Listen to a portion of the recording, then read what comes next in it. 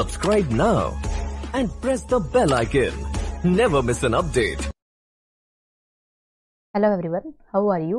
I think you will be fine. I am Neelam and I welcome to all of you to our study channel Kautilya Study Zone. आज हम अपना 8 chapter start करने जा रहे हैं और इसके अंदर हम डिस्कस करेंगे directive principle of state policy यानी डीपीएसपी। इसको हम 2 पार्ट्स में डिस्कस करेंगे और फर्स्ट पार्ट के अंदर हम देखेंगे कि हमारे जो डीपीएसपी हैं वो कौन कौन से हैं, उनका क्रिटिसिज्म हम देखेंगे और उनकी सिग्निफिकेंस हम फर्स्ट पार्ट के अंदर देखेंगे और रिमेनिंग जो पार्ट बच जाता है हमारा वो हमारा हम सेकेंड के अंदर देखेंगे। तो देखिए हम फर्स्ट बात करते हैं डायरेक्टिव प्रिंसिपल के बारे में। तो देखिए फंडामेंटल राइट के बारे में ऑलरेडी हम डिस्कस कर चुके हैं कि वो हमारे राइट्स की हम बात करते हैं कि जो जुडिशियली एनफोर्स किए जाते हैं, यानी कि अगर वो राइट्स आपके वो राइट्स वॉयलेट होते हैं तो आप डायरेक्टली क्या कर सकते हैं, सुप्रीम कोर्ट के अंदर जा सकते हैं। हालांकि इनको भी एक तरीके से राइट ही बोला जाता है, लेकिन इनको नॉन जुडिशियबल राइट बोला जाता है, मतलब इनको एनफोर्स कराने के लिए आप जो है कोर्ट में नहीं जा सकते।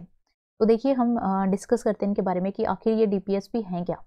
तो देखिए डीपीएसपी की अगर हम बात करें तो ये हमारे जो है पार्ट 4 के अंदर आते हैं और हमने देखा था कि जो हमारे फंडामेंटल राइट थे वो किसके अंदर आते थे, वो पार्ट 3 के अंदर आते थे और ये हमारे जो डीपीएसपी हैं वो हमारे पार्ट 4 के अंदर आते हैं और आर्टिकल देखिए ये 36 से लेकर 51 के बीच में आते हैं। जबकि हमने देखा कि जो हमारे फंडामेंटल राइट थे वो हमारे 12 से लेकर कहाँ तक आते थे, ये हमारे आते थे 35 तक। तो ये हमारे फंडामेंटल राइट थे जो कि पार्ट 3 के अंदर थे और यहाँ पर डीपीएसपी की बात कर रहे हैं तो ये पार्ट 4 के अंदर आते हैं और एक तरीके से ये जो आर्टिकल है वो 36 से लेकर 51 के बीच में आते हैं।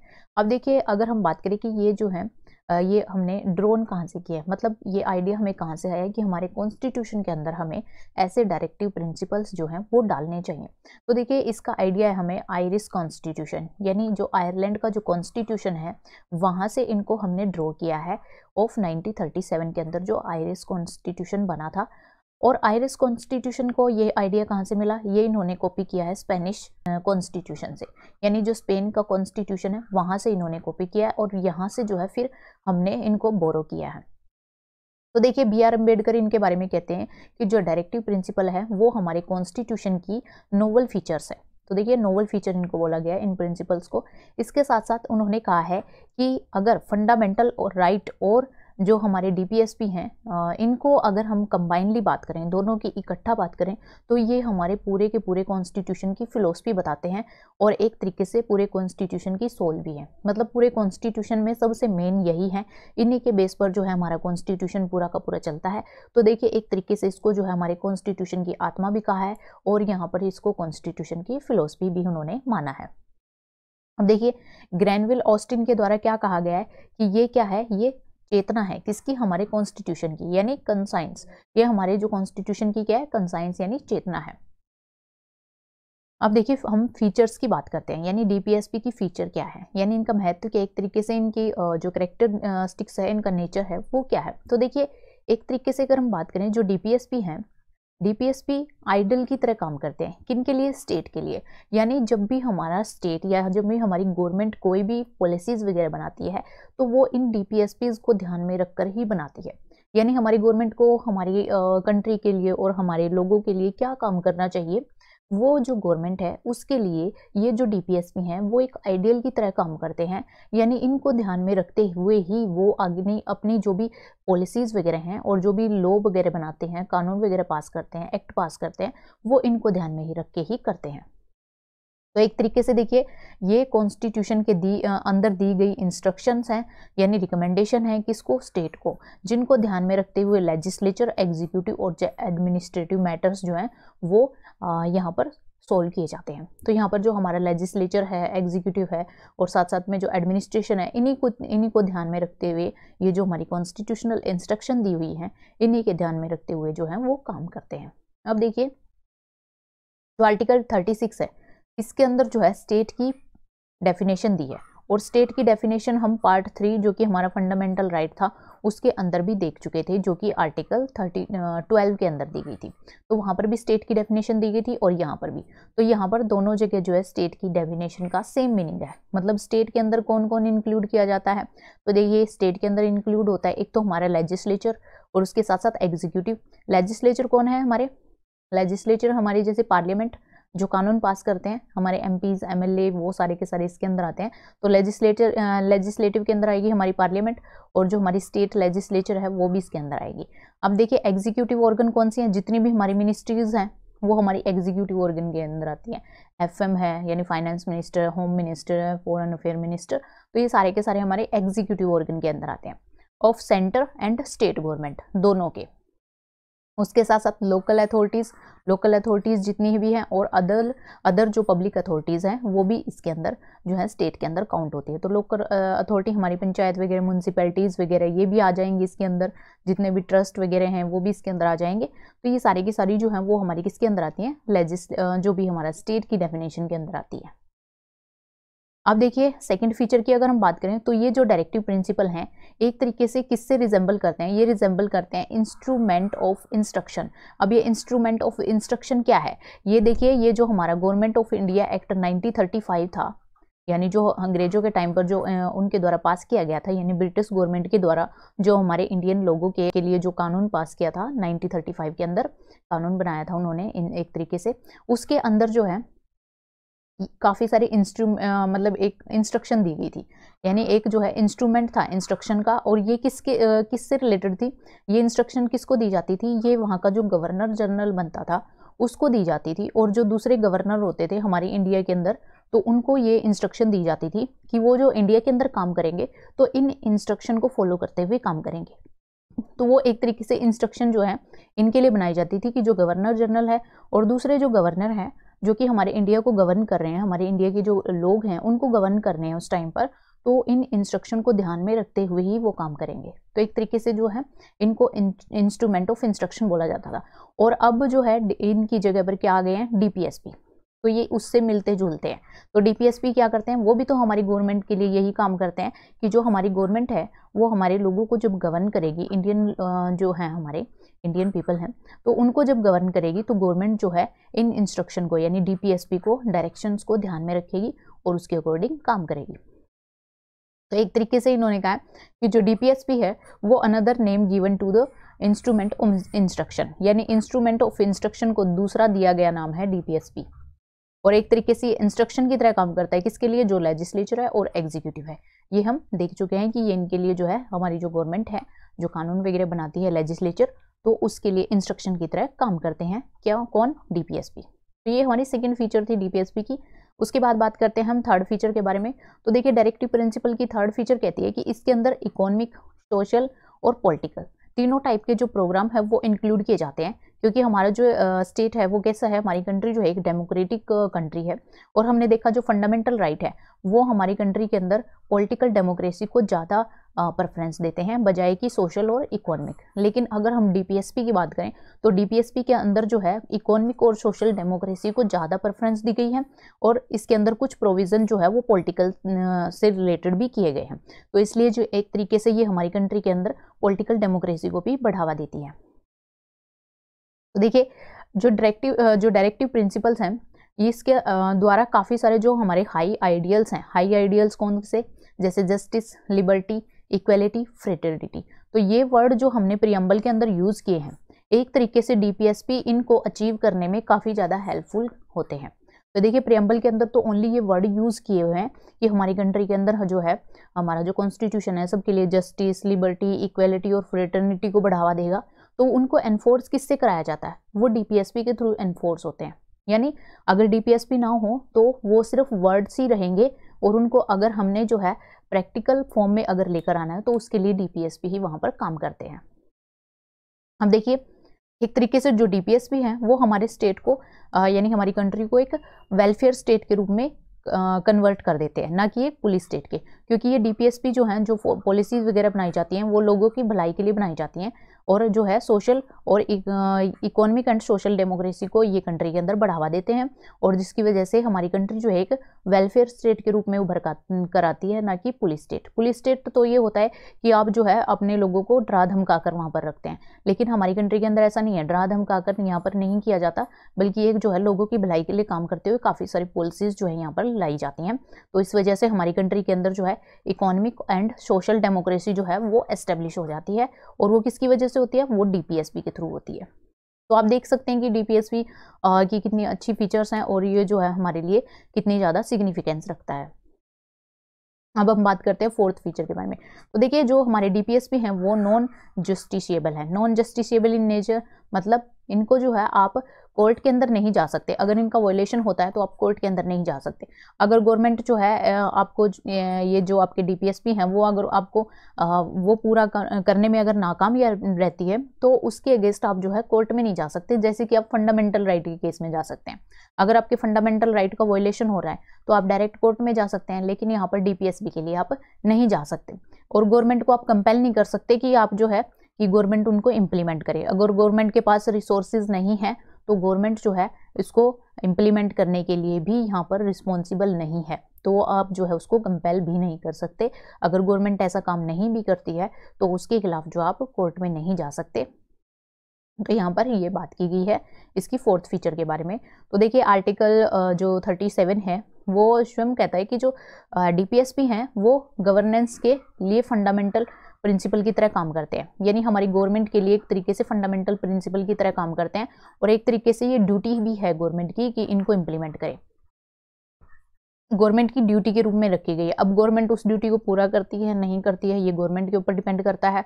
और इसी वजह से जो गवर्नमेंट आपको लगता है कि जो गवर्नमेंट आपके इन ड्यूटीज़ को पूरा करती है और आपके वेलफेयर के लिए काम करती है उसी को आप इलेक्शन में वोट देते हैं। अदरवाइज आपको लगता है कि अगर हमारी गवर्नमेंट काम नहीं कर रही है तो आप उसको नेक्स्ट टाइम इलेक्शन में वोट नहीं देंगे। तो यहाँ पर जो है इस तरीके से डीपीएसपी को एक तरीके से इम्प्लीमेंट करना वो गवर्नमेंट की ड्यूटी बन जाती है कि अगर वो ऐसा नहीं करेगी तो वो अगली बार जो है इलेक्शन जीत करके पावर में नहीं आ सकती। आगे देखिए फिफ्थ फीचर की अगर हम बात करें तो देखिए यहाँ पर जो डीपीएसपी हैं वो नॉन जस्टिशिएबल इन नेचर है, ये हम देख चुके हैं। लेकिन फिर भी ये क्या करते हैं, ये कोर्ट की हेल्प करते हैं किस चीज़ में कि किसी भी लॉ को अगर बताना है कि वो कॉन्स्टिट्यूशनली वैलिड है या नहीं। अगर मान लिया कोई भी जो है लॉ गवर्नमेंट लेकर आती है और गवर्नमेंट कोई ऐसा लॉ लेकर आती है जो कि डीपीएसपी के अगेंस्ट है, अगर उसके खिलाफ जो है कोर्ट में जाया जाता है तो कोर्ट जो है उसको नल एंड वॉइड भी दे सकता है। क्योंकि हमारी कंट्री के अंदर अगर बात की गई है कि हम जो है यहाँ पर वेलफेयर स्टेट की तरह काम करेंगे और जो अगर गवर्नमेंट ऐसा लॉ लेकर आती है जहाँ पर लोगों का ऑपरेशन होता है, उनका एक्सप्लॉयटेशन होता है, एक तरीके से पुलिस स्टेट की तरह अगर वो काम करती है तो उस केस में जो है कोर्ट वहाँ पर क्या कर सकता है, उस लॉ को अनकॉन्स्टिट्यूशनल और इनवैलिड करार दे सकता है। तो एक तरीके से जो डीपीएसपी हैं वो कोर्ट की भी हेल्प करते हैं ताकि एक लॉ की वैलिडिटी को चेक किया जा सके, यानी गवर्नमेंट जो है वो लोगों की भलाई के लिए काम कर रही है या नहीं कर रही है।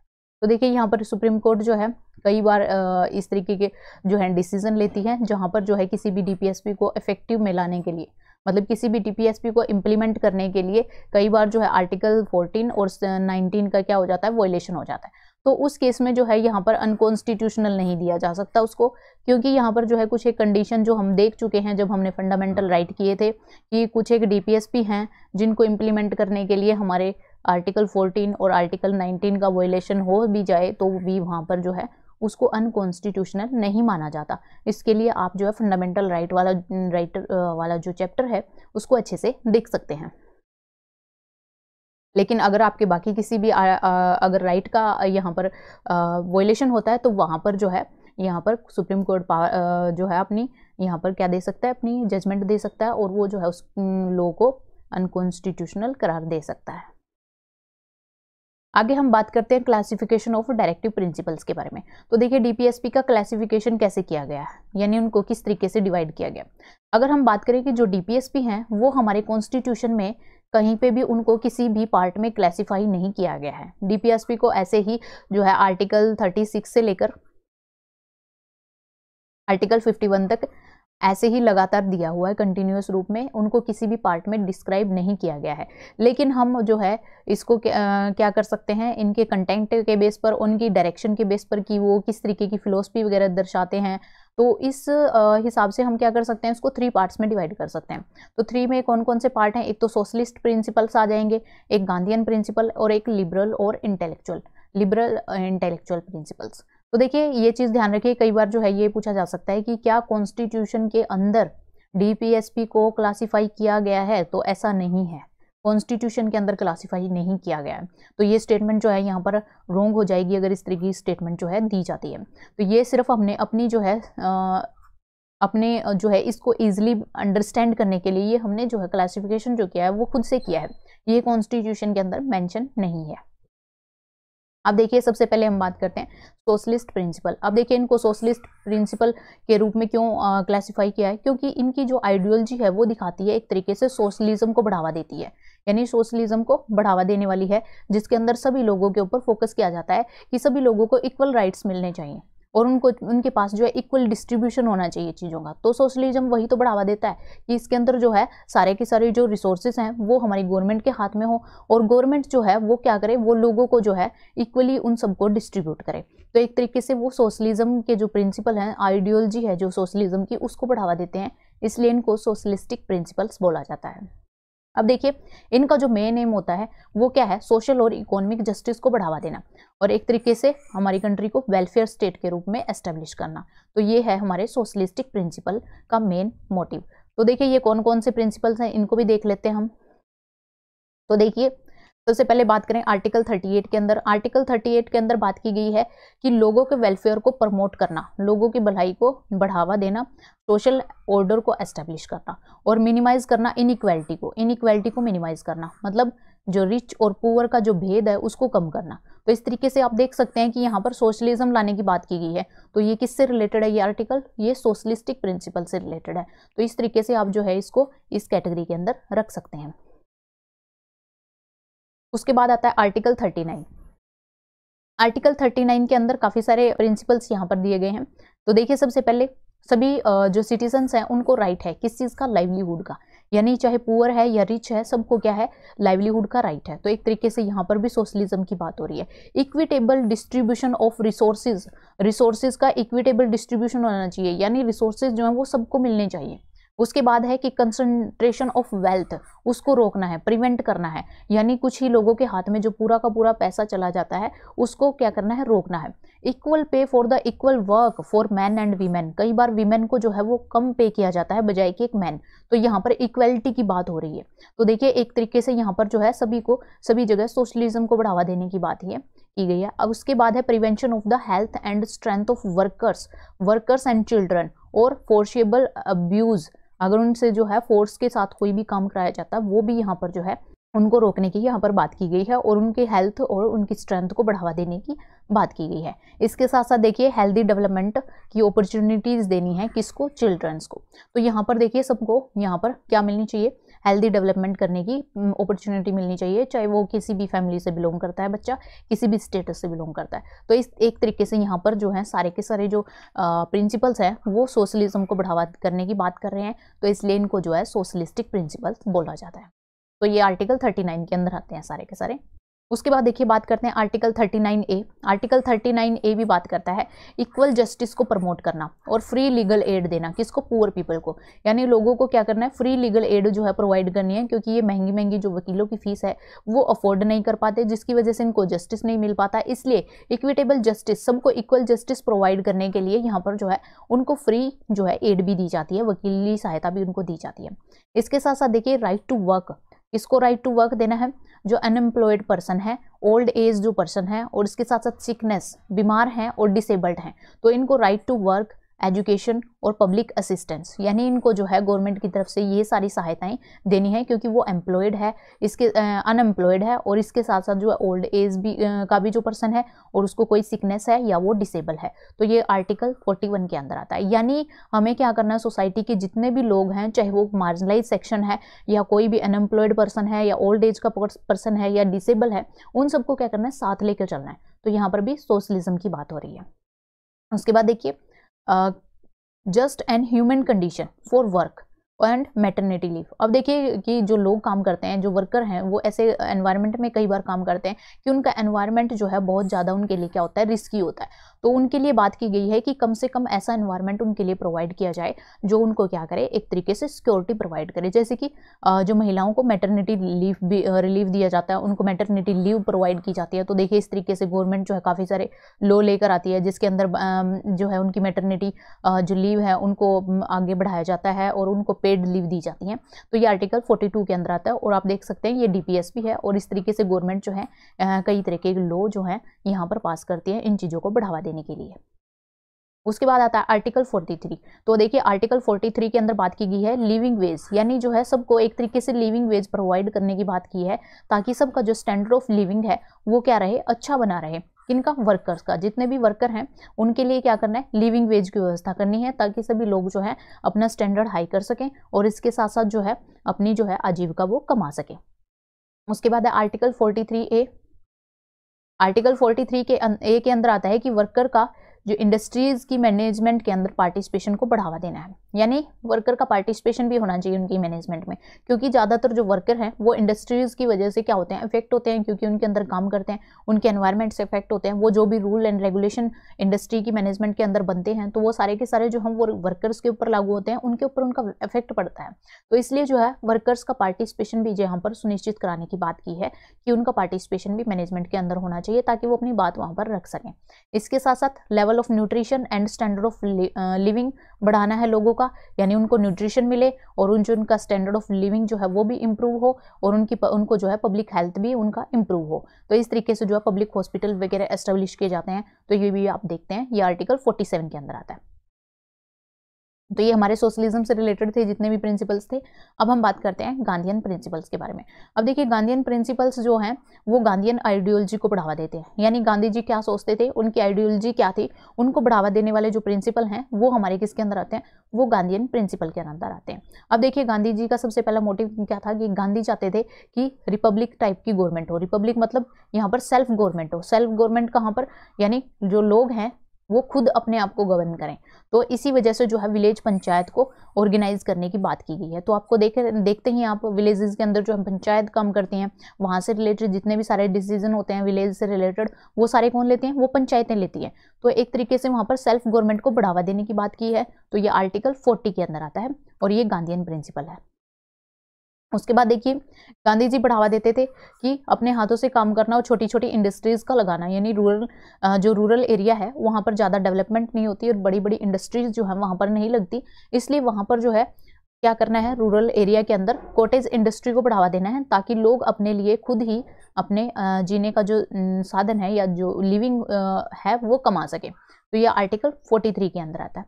उसके बाद बात की गई है आर्टिकल 43B के अंदर। तो देखिए यहाँ पर बात की गई है मैनेजमेंट ऑफ कोऑपरेटिव सोसाइटी। तो कोई भी जो है अपनी कोऑपरेटिव सोसाइटी एस्टेब्लिश कर सकता है, वॉलंटरी फॉर्मेशन, ऑटोनमस फंक्शनिंग कर सकता है, डेमोक्रेटिक कंट्रोल उनके पास हो सकता है, प्रोफेशनल मैनेजमेंट, यानी एक तरीके से कोऑपरेटिव सोसाइटी को उनको एस्टेब्लिश करना, उनकी फंक्शनिंग देखना, उनकी मैनेजमेंट करना, इसके लिए जो है बढ़ावा देना, ये गवर्नमेंट के लिए एक तरीके से ड्यूटी है कि गवर्नमेंट ऐसा काम करे। उसके बाद है आर्टिकल 46 के अंदर बात की गई है, यानी जो मार्जिनलाइज सेक्शन है हमारा, जो मार्जिनलाइज सेक्शन है जिसका काफ़ी सारा एक्सप्लॉयटेशन भी होता है, तो जैसे कि SC ST और जो दूसरे वीकर सेक्शन है सोसाइटी के, उनको एक तरीके से क्या करना है, उनको एजुकेशनल और इकोनॉमिक इंटरेस्ट को क्या करना है, बढ़ावा देना है। एक तरीके से उनको एजुकेशन प्रोवाइड करनी है और उनको जो है जॉब भी कहीं ना कहीं मिल जाए, इसके लिए भी जो है क्या करना है, यहाँ पर एफर्ट लेने हैं। तो आपने देखा होगा कि यहाँ पर एजुकेशनल और जॉब के अंदर, एजुकेशन के अंदर भी उनको क्या दिए गए, रिजर्वेशन दी गई है, जहाँ जहाँ उनको लगता है कि उनको रिजर्वेशन कोटा जो है वो प्रोवाइड किया गया है। तो एक तरीके से ये भी क्या है, किसके अंदर आता है, ये भी DPSP के अंदर आता है। उसके बाद देखिए उसके बाद बात करते हैं आर्टिकल 47 के बारे में। तो देखिए आर्टिकल 47 के अंदर देख सकते हैं कि consumption of intoxic drinks and drugs, यानी जो ड्रग्स और ड्रिंक्स जो ली जाती हैं इनके कंजम्पशन को क्या करना है, प्रोहिबिट करना है, जो कि हेल्थ के लिए काफ़ी ज़्यादा क्या है, इंजूरियस हैं।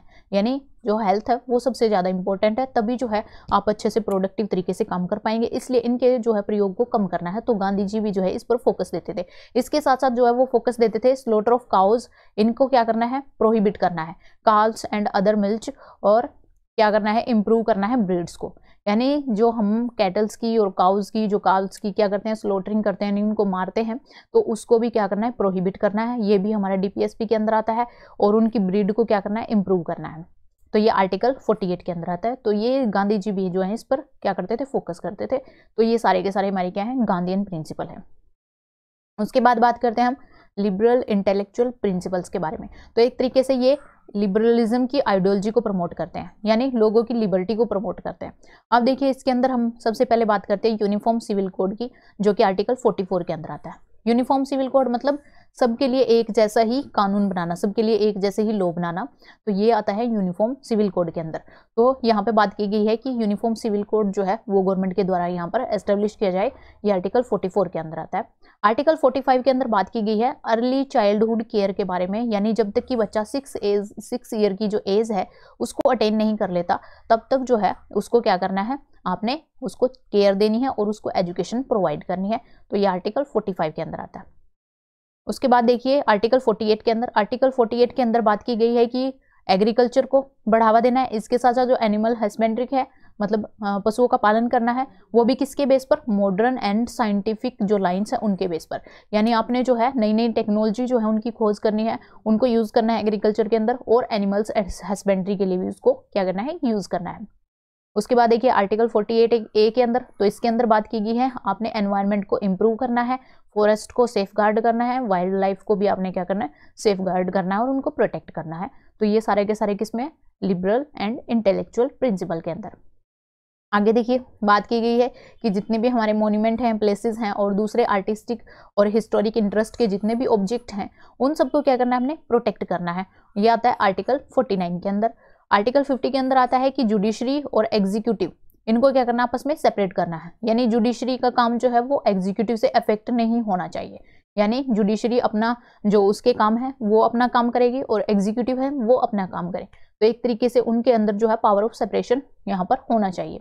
उसके बाद देखिए बात की गई है आर्टिकल 51 के अंदर। आर्टिकल 51 के अंदर बात की है इंटरनेशनल पीस एंड सिक्योरिटी को बढ़ावा देना, यानी इंटरनेशनल लेवल पर जो है वॉर नहीं होने चाहिए, वहां पर क्या होने चाहिए, वहां पर जो है शांति बनी होनी चाहिए, पीस होनी चाहिए और सिक्योरिटी होनी चाहिए।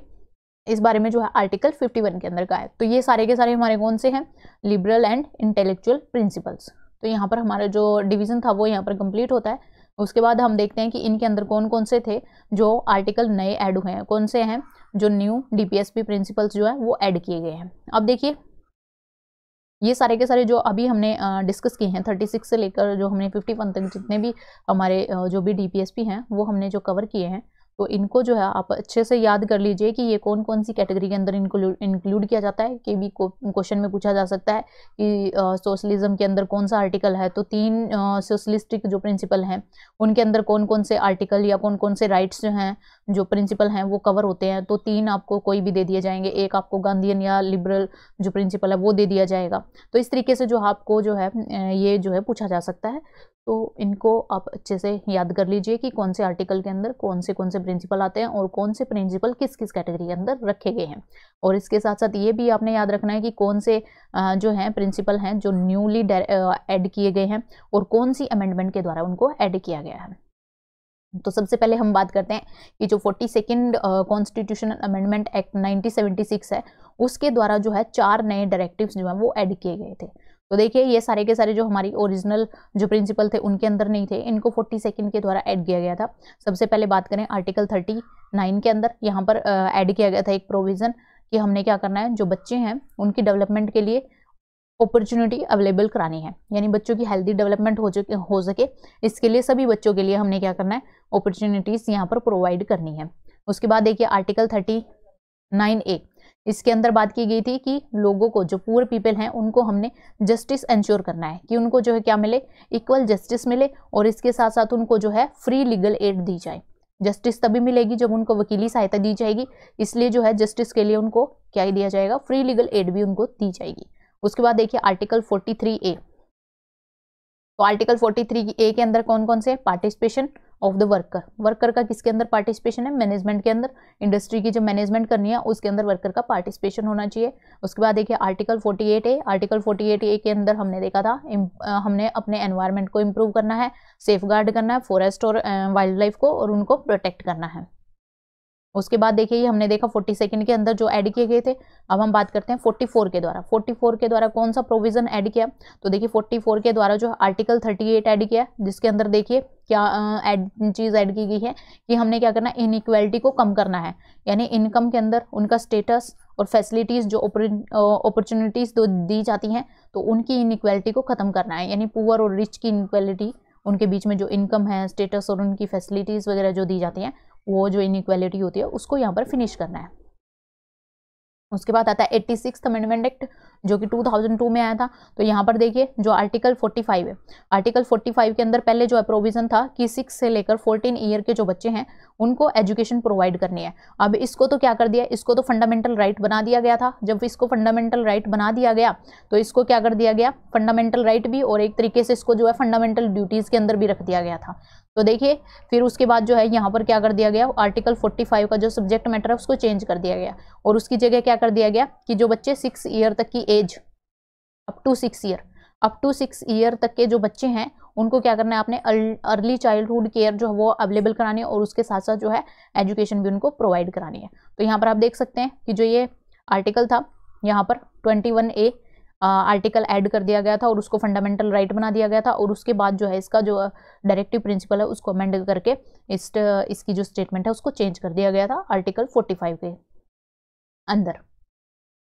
उसके बाद देखिए 97th अमेंडमेंट के द्वारा जो कि 2011 में की गई थी, उसके अंदर जो है कौन से प्रोविजन किए गए थे, कोऑपरेटिव सोसाइटी से रिलेटेड, कि आप जो है कोई भी वॉलंटरी फॉर्मेशन कर सकते हैं, कोऑपरेटिव सोसाइटी बना सकते हैं। आपस में कई लोग जो मिलकर सोसाइटीज़ बना लेते हैं, जैसे मिल्क डायरी वगैरह की जो ये सोसाइटी वगैरह होती हैं वो बना लेते हैं, जैसे अमूल मिल्क वगैरह के लिए बनी हुई हैं जो, तो इसी तरीके से काफ़ी सारी बना सकते हैं आप।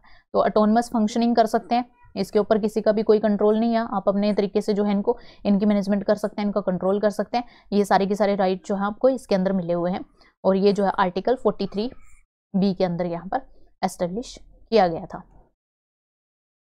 अब हम बात करते हैं कि सैंक्शन बिहाइंड डायरेक्टिव प्रिंसिपल्स, यानी जो डायरेक्टिव प्रिंसिपल्स हैं उनके बीच में उनके पीछे क्या सैंक्शन है, मतलब क्यों इनको ऐड किया गया है, क्या इनका महत्व है, क्या क्यों मंजूरी दी गई इनको। तो देखिए यहाँ पर BN राव जो कि कॉन्स्टिट्यूशनल एडवाइजर थे, कॉन्स्टिट्यूएंट असेंबली के अंदर जो कॉन्स्टिट्यूशनल एडवाइजर हुए हैं BN राव, उनका मानना है कि जो राइट्स हैं इंडिविजुअल के उनको दो कैटेगरीज में डिवाइड किया जा सकता है, एक तो जस्टिसेबल और एक नॉन जस्टिसेबल, और हमारे कॉन्स्टिट्यूशन के अंदर वो दोनों ही हैं। जस्टिसेबल हमारे कौन से हैं, फंडामेंटल राइट जो कि पार्ट 3 के अंदर है, और नॉन जस्टिसेबल की अगर हम बात करें तो ये हमारे DPSP हैं जो कि पार्ट 4 के अंदर है। तो देखिए हमारे ये सारे के सारे राइट ही हैं कि हम जो है यहाँ पर फ्री लीगल एड ले सकते हैं और फ्री जो हमारे वीकर सेक्शन है उनके लिए भी काफ़ी सारे प्रोविज़न हैं यहाँ पर।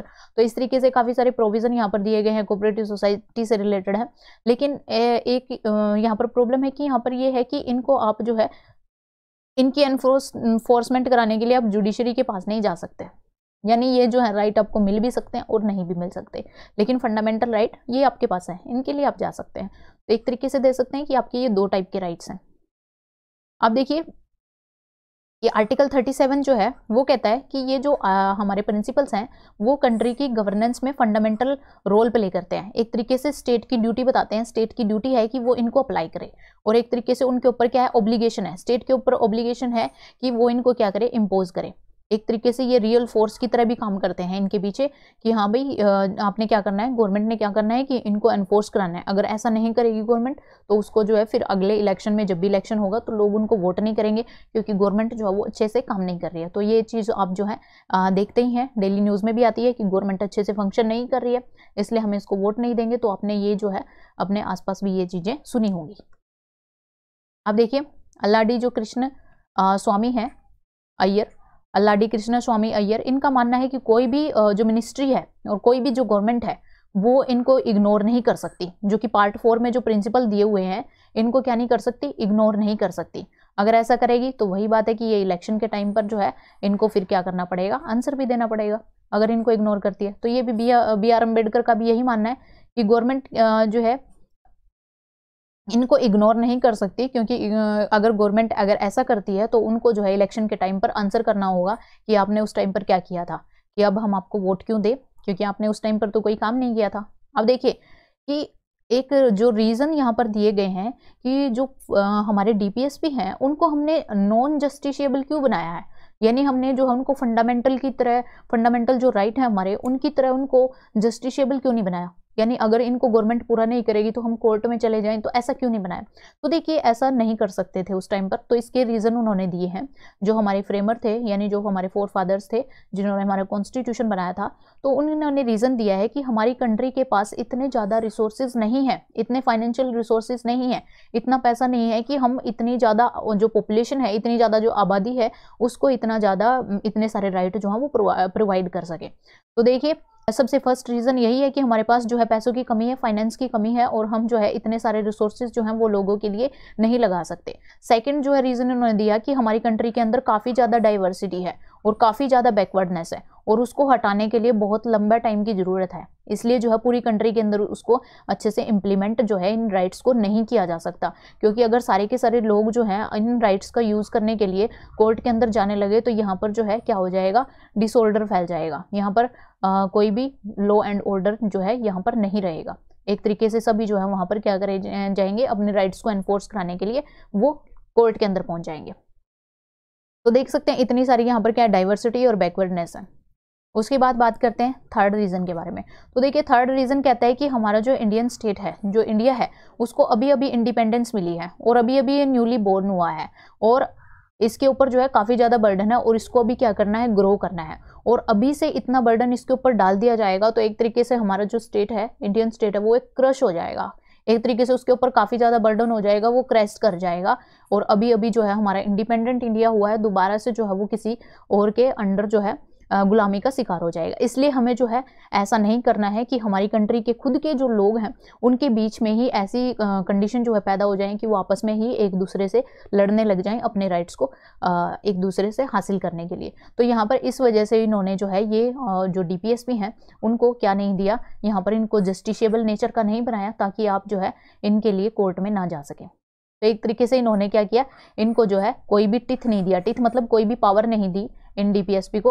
अगर गवर्नमेंट के पास रिसोर्सेज होंगे तो गवर्नमेंट अपने हिसाब से जो है इनको इम्प्लीमेंट करती चली जाएगी। और ऐसा आप देखते भी हैं कि काफ़ी सारी पॉलिसीज़ जो हैं, काफ़ी सारी स्कीम्स जो है यहाँ पर आती हैं, वीकर सेक्शन के लिए आती है, वीमेंस के लिए बनाई जाती हैं, चिल्ड्रंस के लिए आती है, एजुकेशन के लिए आती है, और जो हमारे डिसएडवांटेज जो सेक्शन हैं, डिसेबल्ड जो पर्सन हैं, उनके लिए भी अलग से आती हैं। और आप देख सकते हैं ओल्ड एज जो पीपल हैं उनके लिए भी काफ़ी सारी पेंशन स्कीम जो है यहाँ पर आती हैं। तो इस तरीके से काफ़ी सारे जो हैं स्कीम और पॉलिसीज़ वो इन्हीं जो डीपीएसपी हैं उनको ध्यान में रखकर बनाई जाती हैं। उसके बाद बात करते हैं हम क्रिटिसिज्म के बारे में कि इन प्रिंसिपल का क्रिटिसिज्म क्यों होता है।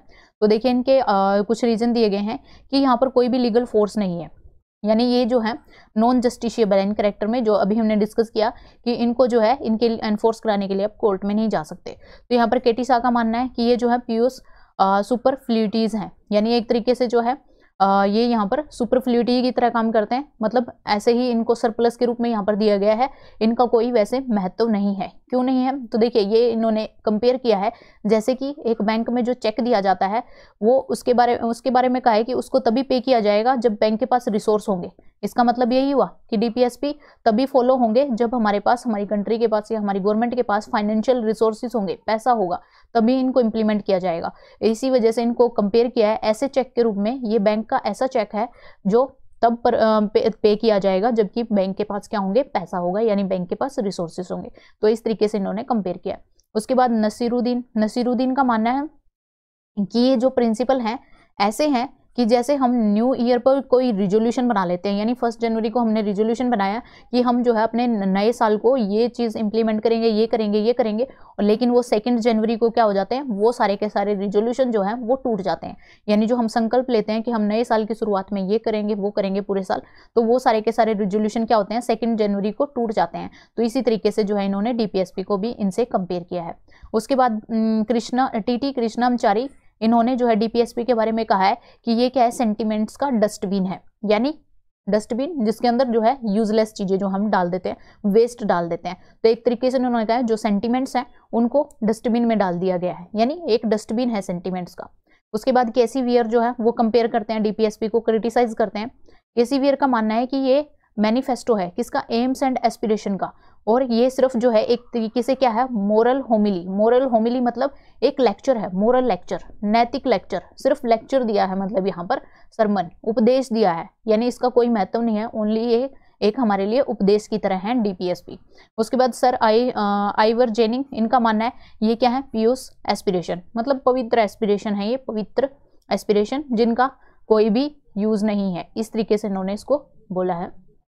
उसके बाद देखिए सेकंड क्रिटिसिज्म के अंदर कहते हैं कि इलॉजिकली अरेंज्ड, यानी कोई लॉजिक नहीं है, किसी भी इनको अरेंज करने का कोई लॉजिक नहीं है, किस तरीके से जो है कौन सी फिलोसफी पर ये बेस्ड है, कोई भी कंसिस्टेंट फिलोसफी यहाँ पर नहीं है और यहाँ पर जो है इनको अरेंज नहीं किया गया है किसी लॉजिकल मैनर में, ये इनका मानना है क्रिटिक्स का। उसके बाद एन श्रीनिवासन यहाँ पर कहते हैं कि ना तो इनको प्रॉपरली क्लासिफाई किया गया है और ना ही इनको लॉजिकल रूप में अरेंज किया गया है।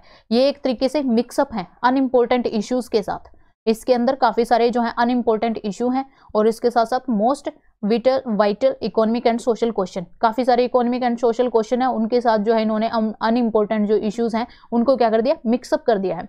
एक तरीके से प्योरली किसके बेस पर है ये, सेंटिमेंट्स, ओनली सेंटिमेंट्स के बेस पर बनाए गए हैं। सेंटिमेंट्स मतलब अपनी भावनाओं के बेस पर, प्रिजुडिशियो, पूर्वाग्रह कि हमारी कंट्री के पास रिसोर्सेज नहीं है, ये नहीं है, वो नहीं है, तो इस तरीके के रीजन इन्होंने देकर डीपीएसपी को बना दिया गया है और इस तरीके से ये जो है इनको क्रिटिसाइज करते हैं। इसके बाद जो है सर जो आइवर जेनिंग है, ये भी इनको क्या बोलते हैं, ये बोलते हैं कि इनकी कोई भी कंसिस्टेंट फिलोसफी नहीं है, यानी कोई भी एक फिलोसफी पर ये बेस्ड नहीं है। तो ये जो है इसके सेकंड क्रिटिसिज्म है। थर्ड के बारे में बात की गई है, कंजर्वेटिव।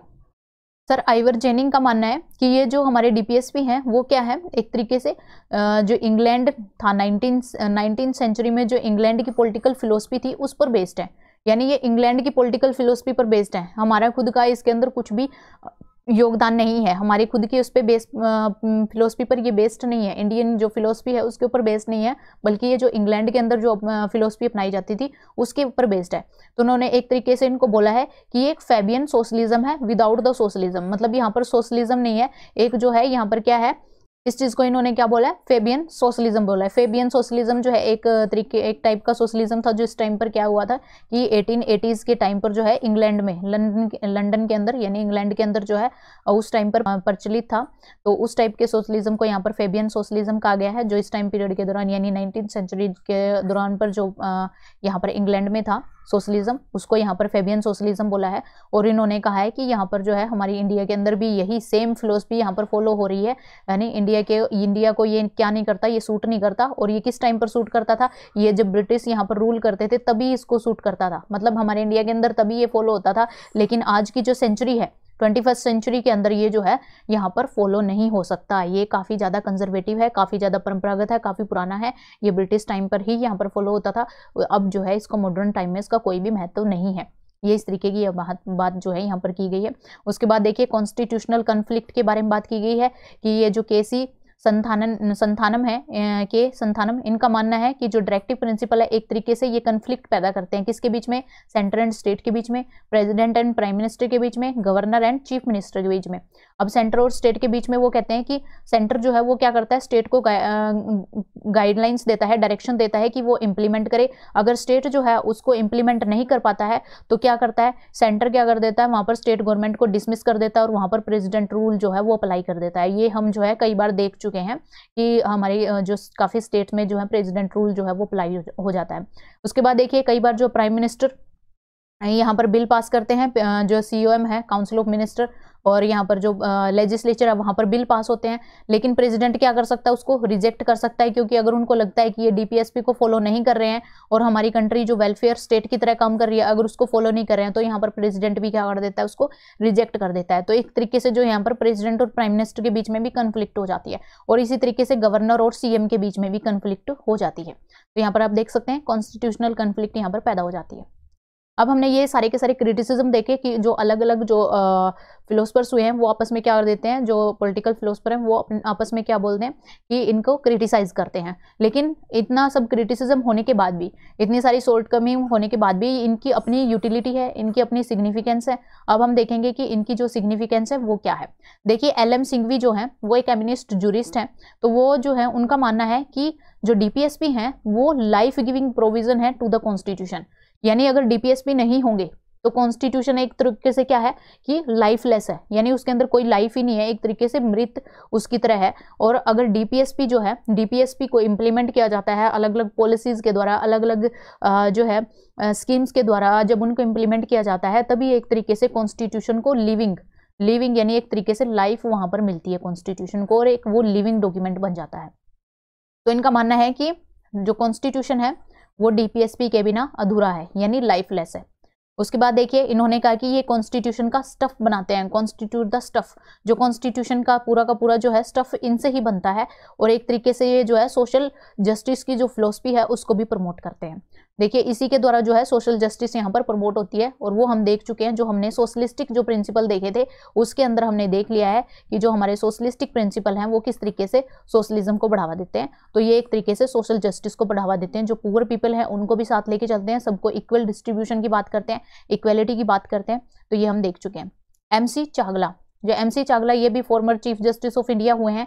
इनका मानना है कि अगर ये प्रिंसिपल अच्छे से इंप्लीमेंट कर दिए जाएं, अगर ये सारे के सारे प्रिंसिपल हमारी कंट्री के अंदर अच्छे से इंप्लीमेंट कर दिए जाएं, तो हमारी कंट्री जो है अर्थ के ऊपर हेवन होगी, मतलब धरती के ऊपर स्वर्ग होगा हमारी कंट्री, अगर यहाँ पर सारे के सारे DPSP को अच्छे से इंप्लीमेंट कर दिया जाए। तो ये ना सिर्फ डेमोक्रेसी को प्रमोट करते हैं, बल्कि जो है ये क्या करते हैं, वेलफेयर स्टेट को बढ़ावा देते हुए, मतलब वेलफेयर स्टेट को एस्टेब्लिश करते हुए जो हमारे सिटीजन हैं उनके वेलफेयर को भी क्या करते हैं, प्रमोट करते हैं। तो यहाँ पर आप देख सकते हैं कि DPSP की कितनी ज़्यादा यूटिलिटी है, कितना ज़्यादा महत्व है। उसके बाद देखिए BR अम्बेडकर का भी मानना है कि BR अम्बेडकर का मानना है कि एक तरीके से ये गोल सेट करते हैं इकोनॉमिक डेमोक्रेसी के लिए। इकोनॉमिक, देखिए पॉलिटिकल डेमोक्रेसी ये जो है हमारे फंडामेंटल राइट के द्वारा एस्टेब्लिश होती है, ये हम देख चुके हैं।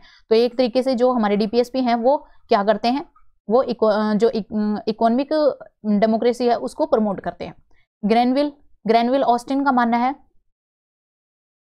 कि जो DPSP हैं वो क्या करते हैं, सोशल रिवॉल्यूशन के गोल को अचीव करने में काफ़ी ज़्यादा हेल्पफुल है। तो ये देखिए अलग अलग जो ये फिलोसफर्स हुए हैं इनके या जो पॉलिटिशियन हुए हैं इनके अपने अपने थॉट्स हैं, ये तो थिंकर्स हैं, ये जो इनके अपने अपने थॉट्स इनके द्वारा दिए गए हैं, जो कि DPSP के बारे में दिए गए हैं। तो आप इनको जो है जब भी आप अपना आंसर लिखें या एस्से वगैरह लिखें या आंसर लिखें, आंसर राइटिंग में आए, तो इस तरीके से आप इनकी जो कोटेशन है, इनके द्वारा जो वर्ड यूज़ किए गए हैं तो उनको आप डाल सकते हैं। तो मेरा यहाँ पर ये बताने का मोटिव यही है कि ताकि आप इनको देखें कि किनके द्वारा इनके बारे में क्या बोला गया है। अगर आपको कोई जो है किसी की बोली गई बात अच्छी लगती है तो आप उसको जो है अपने क्वेश्चन के अंदर या अपने आंसर के अंदर जो है वहां पर पुट कर सकते हैं। तो DPSP पे अगर कोई भी क्वेश्चन पूछा जाता है, उनकी सिग्निफिकेंस पे कोई भी यहाँ पर क्वेश्चन पूछा जाता है, तो यहाँ पर जो है आप किसी भी यहाँ पर थिंकर की क्या कर सकते हैं, यहाँ पर कोई भी जो भी कोट है वो डाल सकते हैं। तो एक तरीके से यहाँ पर देखिए बात की गई है कि जो DPSP है वो सोशल रिवॉल्यूशन के एक गोल को अचीव करने में काफ़ी ज़्यादा हेल्पफुल है। दोबारा से जो सर BN राव हैं उनका मानना है कि ये जो DPSP हैं वो मोरल प्रिंसिपल्स की तरह काम करते हैं। परसेप्ट्स मतलब मोरल जो प्रिंसिपल्स हैं स्टेट के लिए उनकी तरह काम करते हैं, कि स्टेट को जो है क्या करना है, इनके अकॉर्डिंग काम करना है। तो एक तरीके से आप देख सकते हैं कि DPSP काफ़ी ज़्यादा वैल्यूएबल है। MC सेतालवाद, तो MC सेतालवाद का मानना है कि ये ना सिर्फ हमें राइट देते हैं, कन्फर नॉन लीगल राइट, ये हमें कोई लीगल राइट तो नहीं देते, इनका मानना है कि ये हमें कोई लीगल राइट तो नहीं देते, लेकिन फिर भी इनकी अपनी सिग्निफिकेंस है और अपना यूज है।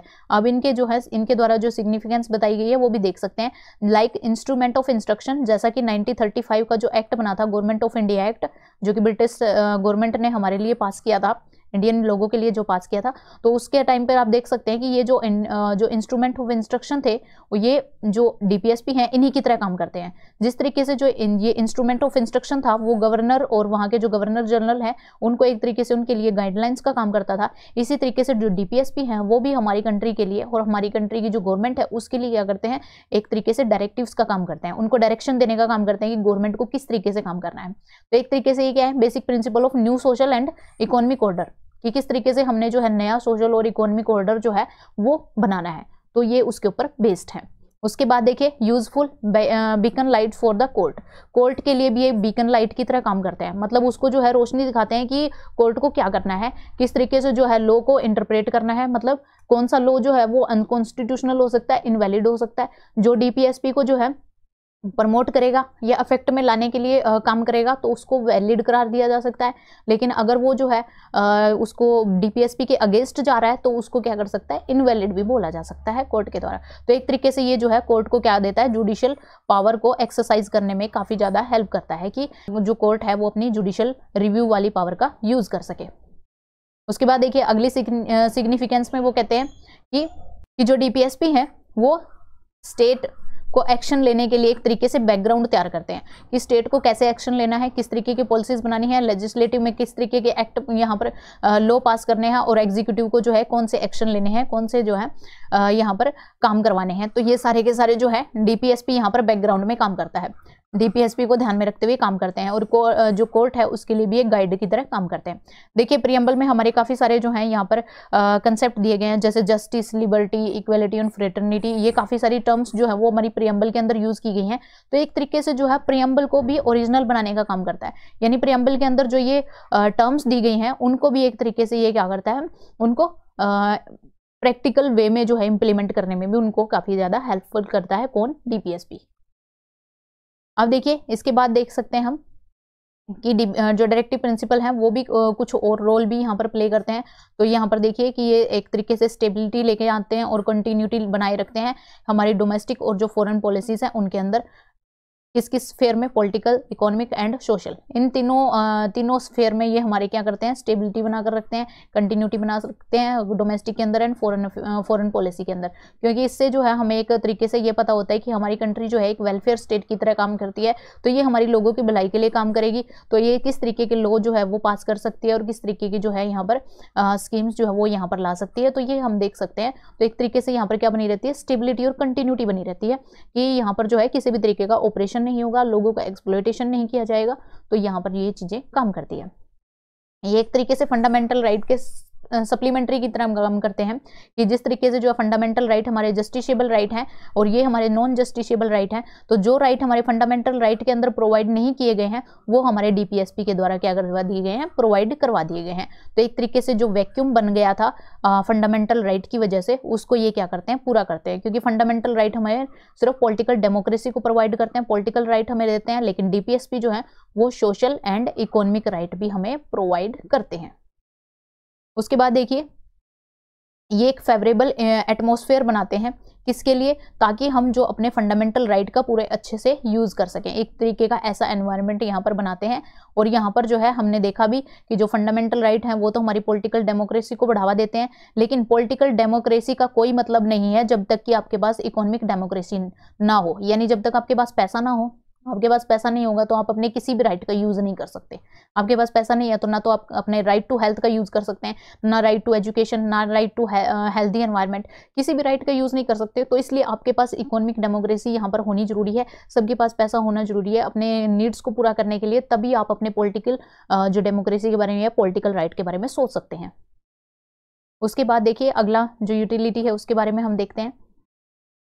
एक तरीके से यह क्या करता है, गवर्नमेंट के जो ऑपरेशन है, गवर्नमेंट जो काम करती है उसके ऊपर कंट्रोल रखता है कि गवर्नमेंट कोई ऐसा काम ना करे जो कि लोगों की भलाई के खिलाफ हो। तो यहाँ पर आप देखते हैं कि अपोजिशन पार्टी, जो अपोजिशन पार्टी होती है वो क्या करती हैं, रूलिंग जो गवर्नमेंट होती है उसको ब्लेम करना शुरू कर देती हैं अगर वो जो है लोगों की भलाई के लिए काम नहीं करती है। तो ये तो आप जो है डेली न्यूज़ में देखते ही होंगे कि गवर्नमेंट कोई लॉ लेकर आती है तो जो अपोजिशन पार्टियां होती हैं उसके अंदर जो गलत चीज़ें होती है उसको अपोज करना शुरू कर देती हैं। तो ये हमारा जो है इसी की वजह से होता है, डीपीएसपी की वजह से। तो आप देख सकते हैं कितनी ज़्यादा इंपॉर्टेंस है हमारे लिए डीपीएसपी की। उसके बाद देखिए गवर्नमेंट की परफॉर्मेंस का क्रूशियल टेस्ट भी है। अगर आपने गवर्नमेंट को टेस्ट करना है कि गवर्नमेंट काम कर रही है, नहीं काम कर रही है, अच्छा काम कर रही है, तो ये इसके लिए भी डीपीएसपी यहाँ पर पिक्चर में आते हैं कि आप डीपीएसपी को देखते हुए कि गवर्नमेंट जो है इन डीपीएसपी को इंप्लीमेंट करने के लिए क्या काम कर रही है। उसके बाद देखिए कॉमन पॉलिटिकल मैनिफेस्टो, यानी कोई भी पॉलिटिकल पार्टी, कोई भी रूलिंग पार्टी जो है पावर में आती है, कोई भी पॉलिटिकल पार्टी आती है, उसकी कोई भी आइडियोलॉजी है तो वो अपने जो है अपने हिसाब से जो है यहाँ पर काम नहीं करेगी, बल्कि वो जो है यहाँ पर डीपीएसपी के हिसाब से काम करेगी। ऐसा नहीं है कि वो अपनी आइडियोलॉजी को बढ़ावा देते हुए कंट्री के अंदर कोई भी रूल यहाँ पर लागू कर देगी, तो ऐसा नहीं होगा। ये डीपीएसपी वहाँ पर उसके लिए गाइड, फिलोसफर और फ्रेंड की तरह भी काम करते हैं। तो यहाँ पर डीपीएसपी उसको बताते हैं, चाहे वो किसी भी लेफ्टिस्ट पार्टी है या राइटिस्ट पार्टी है या फिर कोई भी मिडल पाथ फॉलो करने वाली पार्टी है, तो वहां पर आप देख सकते हैं कि यहाँ पर ये जो है डीपीएसपी उसको गाइड और फिलोसफर की तरह काम करते हैं। यहाँ पर यह पार्ट हमारा फिनिश होता है। इसके बाद का नेक्स्ट जितना भी पोर्शन बचता है वो हम सेकंड पार्ट के अंदर कवर करेंगे। अगर आपको कोई भी डाउट है तो आप हमें कमेंट सेक्शन में लिख सकते हैं। If you like the video then please like, share and subscribe our channel and press the bell icon for the further notification of the video. Thank you for watching the video. Take care of yourself and God bless you. Subscribe now and press the bell icon. Never miss an update.